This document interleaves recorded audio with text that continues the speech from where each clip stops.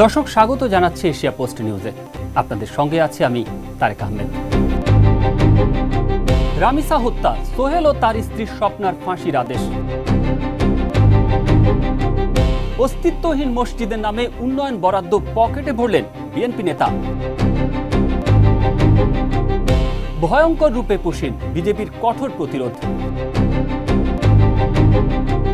ভারতকে হুঁশিয়ারি বিজিবির, হেলিকপ্টার ও ড্রোন যেন প্রবেশ না করে। হোটেলে বোরকা পরা নারীর সঙ্গে ঢোকেন সাবেক মেম্বার, মরদেহ উদ্ধারের পর রহস্য।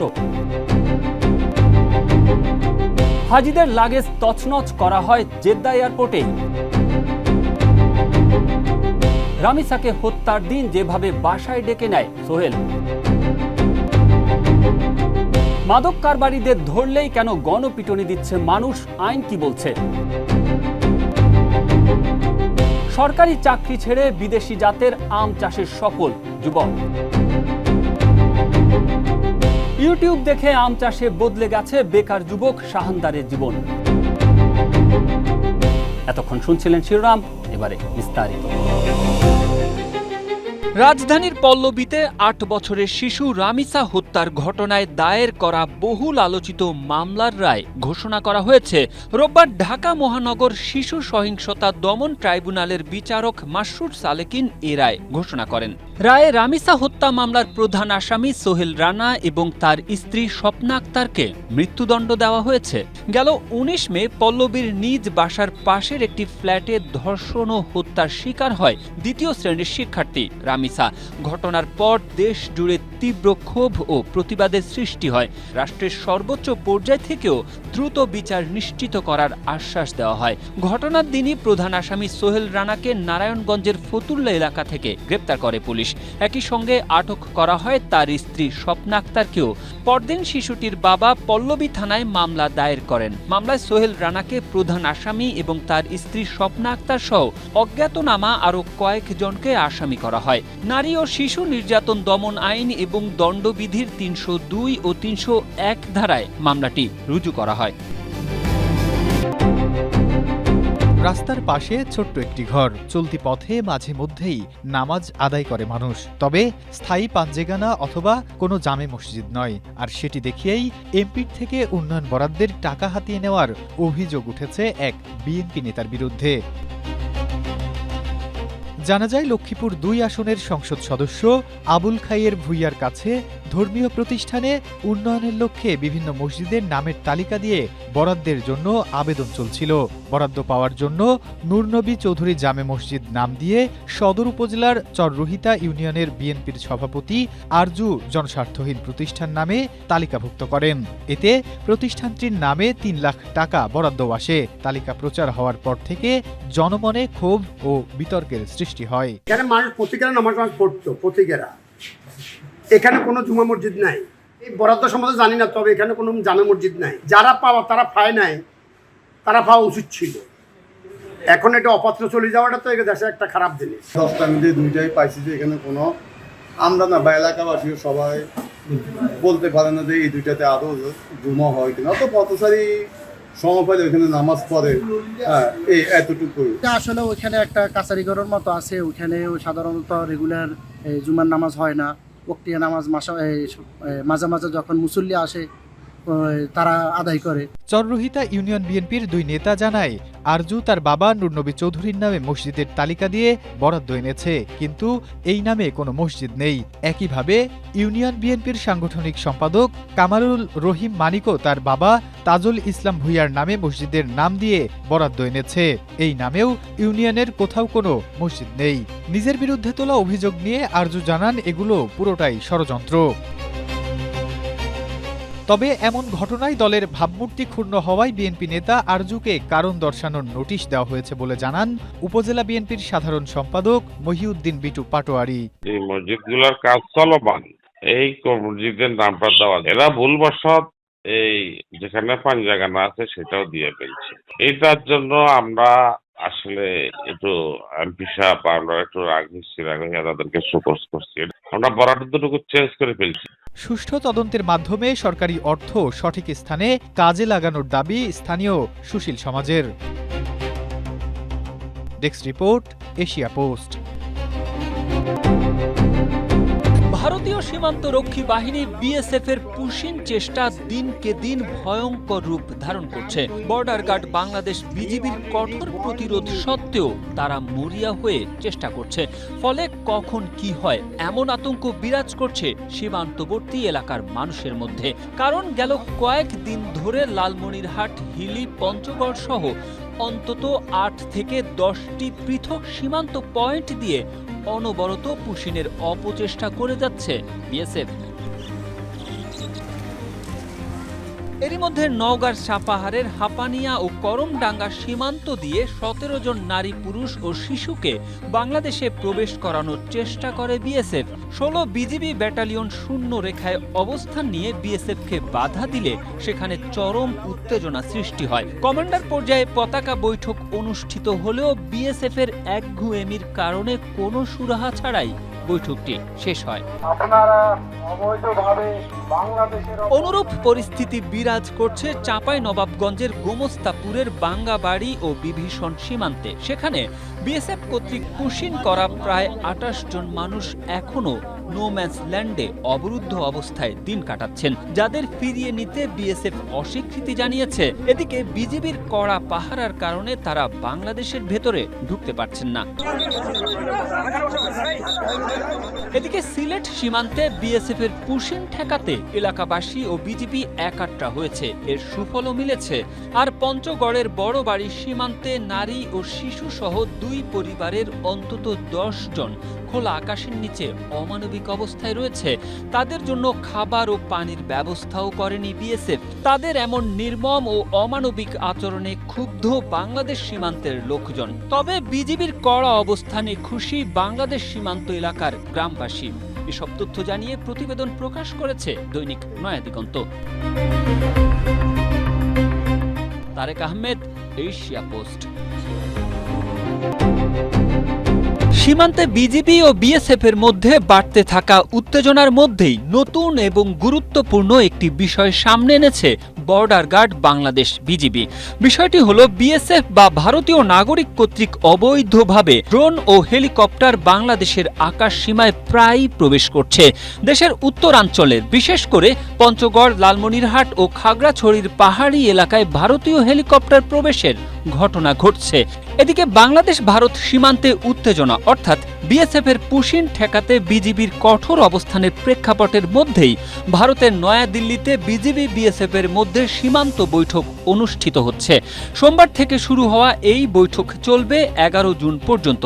৪ দিনব্যাপী মহাপরিচালক পর্যায়ের ৫৭তম এই বৈঠকে সীমান্তে নিরাপত্তা ও নজরদারির জন্য ভারতের ড্রোন ব্যবহারের বিষয়টি সহ ১৬টি গুরুত্বপূর্ণ এজেন্ডা বৈঠকে তুলে ধরবে বিজিবি। এসব তথ্য তুলে ধরে একটি প্রতিবেদন প্রকাশ করেছে দৈনিক ইত্তেফাক। এই আবাসিক হোটেলের ৬১০ নম্বর কক্ষেই ঘটেছে লোহমর্ষক ঘটনা। কক্ষটি থেকে সাবেক ইউনিয়ন পরিষদের সদস্য বিপুল চন্দ্র পালের মরদেহ উদ্ধার করা হয়। মরদেহ উদ্ধারের ঘটনায় নতুন রহস্য তৈরি হয়েছে। হোটেল কর্তৃপক্ষ প্রথমে দাবি করে বিপুল একাই কক্ষ ভাড়া নিয়েছিলেন। পরে সিসিটিভি ফুটেজে দেখা যায় বোরকা পরিহিত এক নারীর সঙ্গে তিনি ওই কক্ষে প্রবেশ করছিলেন। শনিবার দুপুরে বগুড়া শহরের চারমাথা এলাকায় সেঞ্চুরি হোটেল থেকে তার মরদেহ উদ্ধার করে পুলিশ। ফুটেজ অনুযায়ী রাতের কোনো এক সময় ওই নারী একাই কক্ষ ত্যাগ করেন। এই ঘটনায় নারীর পরিচয় শনাক্তে কাজ করছে পুলিশ। পুলিশ জানিয়েছে মরদেহে দৃশ্যমান কোনো আঘাতের চিহ্ন পাওয়া যায়নি। তবে কক্ষ থেকে যৌন উত্তেজক সিরাপ, ঘুমের ঔষধ, কোমল পানীয় ও পানির বোতল জব্দ করা হয়েছে। অন্যদিকে বিপুলের পরিবার এটিকে পরিকল্পিত হত্যাকাণ্ড দাবি করেছে। ময়নাতদন্তের প্রতিবেদন পাওয়ার পর মৃত্যুর প্রকৃত কারণ জানা যাবে বলে জানিয়েছে পুলিশ। সৌদি আরবের জেদ্দা থেকে হাজিদের নিয়ে দেশে ফেরা একটি ফ্লাইটের ১৫০ লাগেজ কাটার ঘটনায় ব্যাপক তোলপাড় চলছে দেশে বিদেশে। একটি দুটি নয়, ১৫০ লাগেজ কাটা কিভাবে সম্ভব? বিষয়টি গুরুত্বের সঙ্গে নেয় বিমান ও পর্যটন মন্ত্রণালয়। ফলে মন্ত্রণালয়ের নির্দেশে গঠিত হয়েছে একাধিক তদন্ত কমিটিও। যদিও এখনো পর্যন্ত ঢাকার হযরত শাহজালাল আন্তর্জাতিক বিমানবন্দরে লাগেজ কেটে চুরি হয়েছে বলে সুদূর কানাডা থেকে ফেসবুকে স্ট্যাটাস স্ট্যাটাস দিয়ে যে অভিযোগ তোলা হয়েছিল তার কোনোই সত্যতা বিমানবন্দর কর্তৃপক্ষ খুঁজে পায়নি। জেদ্দা আন্তর্জাতিক বিমানবন্দর সংশ্লিষ্ট সূত্রগুলো নাম প্রকাশ না করার শর্তে জানিয়েছে, হাজিদের ওই ফ্লাইটে লাগেজ ওঠার আগেই এয়ারপোর্ট সিকিউরিটির সদস্যরা তল্লাশি চালান। পরে ওই লাগেজগুলো থেকেই যেগুলো পরিবহনযোগ্য নয় সেগুলো রেখে এলোমেলোভাবেই লাগেজগুলোকে আবার এয়ারক্রাফটে তুলে দেওয়া হয়। শনিবার বেসামরিক বিমান চলাচল কর্তৃপক্ষের একজন কর্মকর্তা লাগেজ কাটার সর্বশেষ তথ্য জানিয়ে বলেন, বৃহস্পতিবার জেদ্দা থেকে হাজিদের নিয়ে যে ফ্লাইট ঢাকার হযরত শাহজালাল আন্তর্জাতিক বিমানবন্দরে অবতরণ করেছিল সেই এয়ারক্রাফট থেকে লাগেজ নামানো, গাড়িতে তোলা এবং সেগুলো বেল্টে পাঠানো পর্যন্ত প্রতিটি এলাকার সিসিটিভি ফুটেজ বিশ্লেষণ করা হয়। শুধু তাই নয়, বিমানবন্দরের গ্রাউন্ড হ্যান্ডলিংয়েও দায়িত্বরত প্রত্যেকের গায়ে থাকা বডি অন ক্যামেরার ফুটেজও খতিয়ে দেখা হয়। কিন্তু কোথাও আমাদের কোনো কর্মী অথবা বিমান বাংলাদেশ এয়ারলাইন্সের কেউ লাগেজ কেটেছে এমন কোনো দৃশ্য দেখেনি। এরপরেই আমরা নিশ্চিত হয়েছি কিছু সংখ্যক লাগেজ যদি এলোমেলো হয়েও থাকে তাহলে সেটি ঢাকা বিমানবন্দরের নয়, জেদ্দার কিং আব্দুল আজিজ আন্তর্জাতিক বিমানবন্দরেই হয়ে থাকতে পারে। আরও অধিক তদন্তের জন্য জেদ্দা কিং আব্দুল আজিজ বিমানবন্দর কর্তৃপক্ষের কাছ থেকে ভিডিও ফুটেজ সংগ্রহের চেষ্টা করা হচ্ছে। এসব তথ্য জানিয়ে প্রতিবেদন প্রকাশ করেছে দৈনিক নয়া দিগন্ত। Tarek Ahmed, Asia post.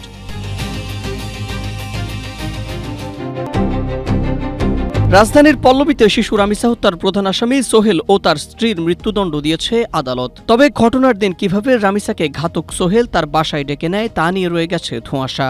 রামিসার মা জানান, ঘটনার দিন সকালে তিনি বাসায় রান্না করছিলেন। এ সময় তার বড় মেয়ে রাইসার সাথে রামিসাও তার চাচার বাসায় যেতে চায়, কিন্তু তিনি রামিসাকে নিষেধ করেন। পরে দেখেন তারা দুজনেই রেডি হচ্ছে। এক পর্যায়ে রাইসা চলে গেলেও সে রামিসাকে সঙ্গে নেয়নি, কিন্তু তিনি ভেবেছিলেন তারা একসাথেই গেছে। কিছুক্ষণ পর তিনি পাশের ফ্ল্যাট থেকে একটি বাচ্চার চিৎকারের শব্দ পান। এরপর ৩-৪ মিনিট পর বড় মেয়ে রাইসা বাসায় একা ফিরে আসে। মেয়েকে একা দেখে তিনি জিজ্ঞেস করেন, তুমি একা কেন, রামিসা কোথায়? জবাবে রাইসা বলে রামিসা তার সঙ্গে যায়নি। তখনই তারা খোঁজাখুঁজি শুরু করে। তবে ধারণা করা হয় মা রান্না করার সময় রামিসা দরজার বাইরে দাঁড়ালে চিপস ও চকলেটের প্রলোভন দেখিয়ে তাকে বাসায় নিয়ে নির্মমভাবে ধর্ষণ ও হত্যা করে সোহেল। দেশের বিভিন্ন জায়গায় হঠাৎ করে মাদক ব্যবসায়ী কিংবা মাদক সেবীদের ধরে গণপিটুনি দিচ্ছে সাধারণ মানুষ। সোশ্যাল মিডিয়ায় সম্প্রতি এমন কয়েকটি ভিডিও ছড়িয়ে পড়েছে। এসব ভিডিও সোশ্যাল মিডিয়ায় আসার পর আলোচনা সমালোচনা হচ্ছে নানা মহলে। প্রশ্ন উঠেছে, হঠাৎ কেন মাদক সংশ্লিষ্টদের উপর এত ক্ষিপ্ত হয়ে উঠেছে সাধারণ মানুষ, আর কেনই বা তারা আইন নিজের হাতে তুলে নিচ্ছেন? সোশ্যাল মিডিয়ায় ছড়িয়ে পড়া এক ভিডিওতে দেখা যায় হাত পা বেঁধে মাটিতে ফেলে পেটানো হচ্ছে এক ব্যক্তিকে, আর কয়েকশো মানুষ ভিড় করে সেই দৃশ্য দেখছেন। অনেকে ভিডিও ধারণ করছে, কোথাও আবার লাঠি দিয়ে কিংবা ইট দিয়ে কয়েকজন মিলে বেধড়ক পেটাচ্ছেন একজনকে। মাপ চাওয়ার পরও ছাড় মিলছে না। যদিও এসব ঘটনায় আইন নিজের হাতে তুলে নেওয়ার বিষয়টি নিয়ে নানা আলোচনা সমালোচনা তৈরি হয়েছে। অনেকেই প্রশ্ন তুলেছেন, বিচার যদি এভাবেই হয় তাহলে আইন আদালতের কি প্রয়োজন? এক্ষেত্রে আইন শৃঙ্খলা বাহিনীর ভূমিকা নিয়েও প্রশ্ন তুলেছেন কেউ কেউ। তবে পুলিশ বলছে এমন ঘটনার বিরুদ্ধে ব্যবস্থা নিচ্ছে তারা। অপরাধীদের ধরতে অভিযান অব্যাহত রাখার কথাও জানিয়েছে পুলিশ। মানবাধিকার কর্মী ও বিশ্লেষকরা বলছেন, বিচার ছাড়াই অপরাধীকে শাস্তি দেওয়া এবং আইন নিজের হাতে তুলে নেওয়ার এসব ঘটনা দেশের আইন শৃঙ্খলা পরিস্থিতি নিয়ে ভালো বার্তা দেয় না। সবার উচিত আইনের প্রতি শ্রদ্ধাশীল হওয়া। এসব তথ্য তুলে ধরে প্রতিবেদন প্রকাশ করেছে BBC Bangla. Ahmed Imtiaz, Asia Post. পাহাড়ের বুকে বাগানে থোকায় থোকায় ঝুলছে বিদেশি লাল রঙের red mango, American Palmer, Chiang Mai, banana mango সহ প্রায় 54 প্রজাতির আম।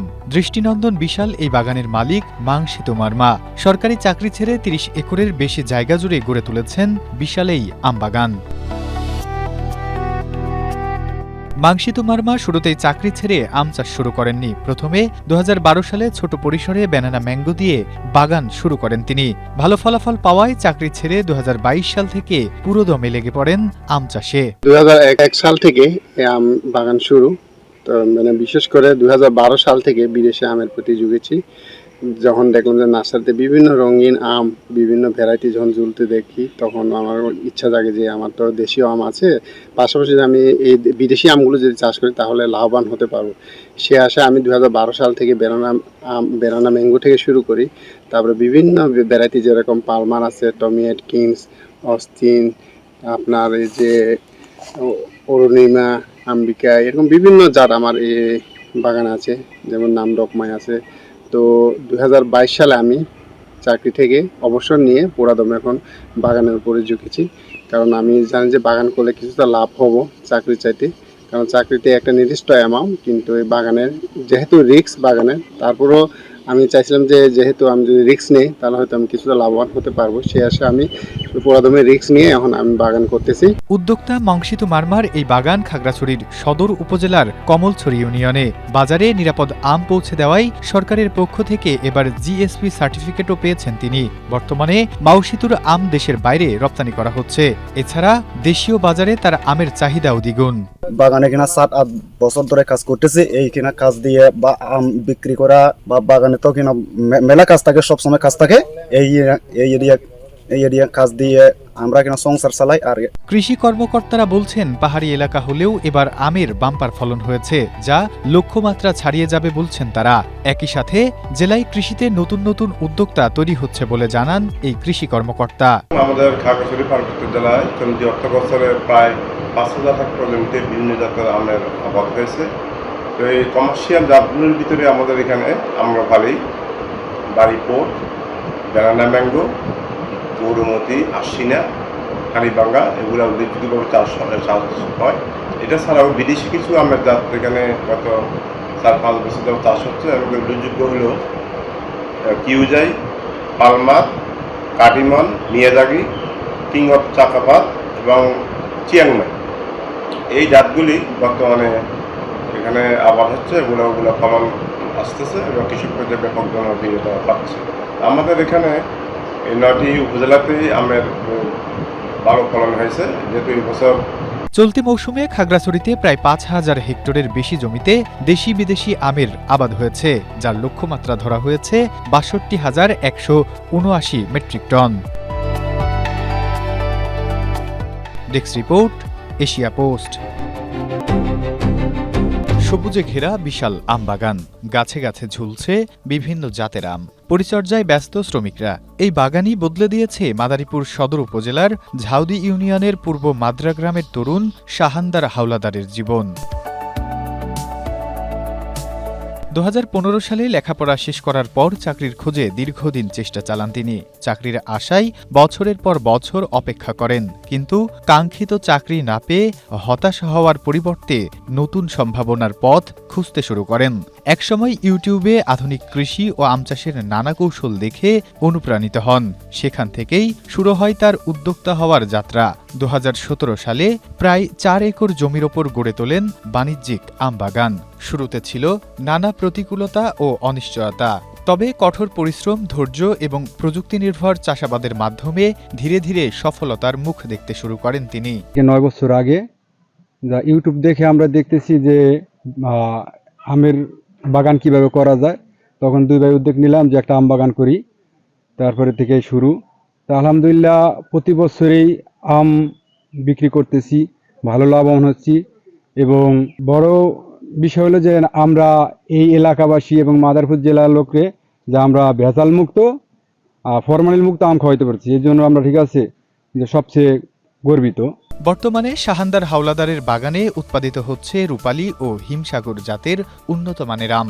প্রতিদিন বাগান পরিচর্যা ও অন্যান্য কাজে কাজ করছেন প্রায় 12 জন শ্রমিক। ফলে নিজের স্বাবলম্বিতার পাশাপাশি এলাকার মানুষের জন্যও সৃষ্টি হয়েছে কর্মসংস্থানের সুযোগ।